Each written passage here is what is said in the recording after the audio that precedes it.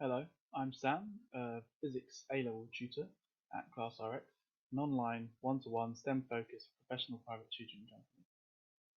I have a degree in physics from the University of Oxford, and I tutor maths and physics at both A-level and GCSE levels.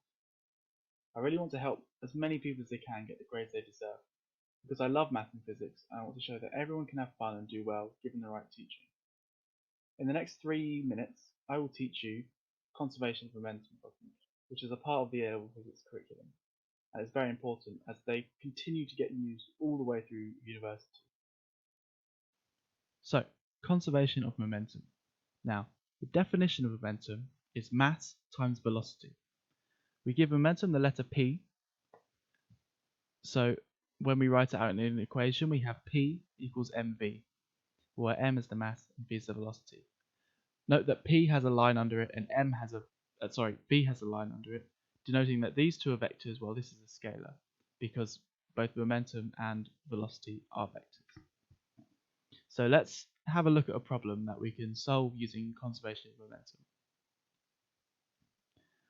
So I've drawn out a little problem here. So what we have is we have a 3 kilogram ball that is traveling at 5 meters per second, knocking into a 2 kilogram ball which is stationary.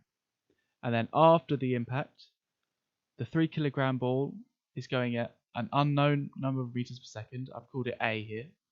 And the 2 kilogram ball is going at 7 meters per second. So let's work out the momentum of all of these different stages.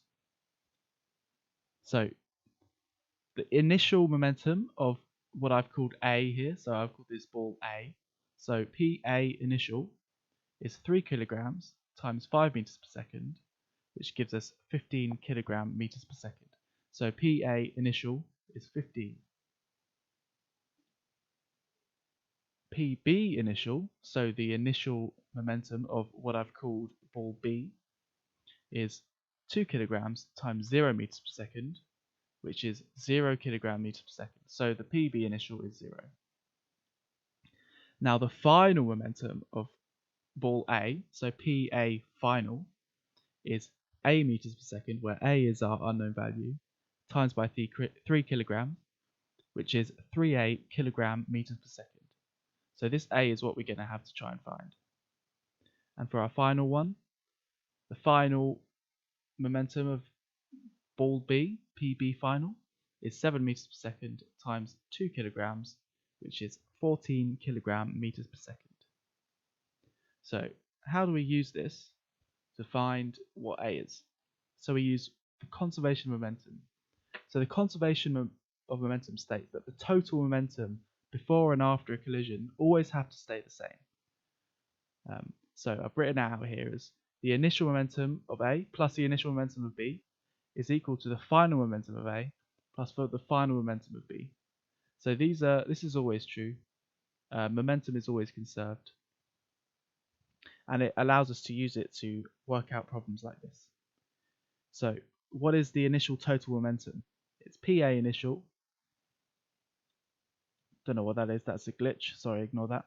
PA initial plus PB initial, which is 15 plus 0, which is 15. And then the final total momentum is PA final plus PB final, which is 3A plus 14.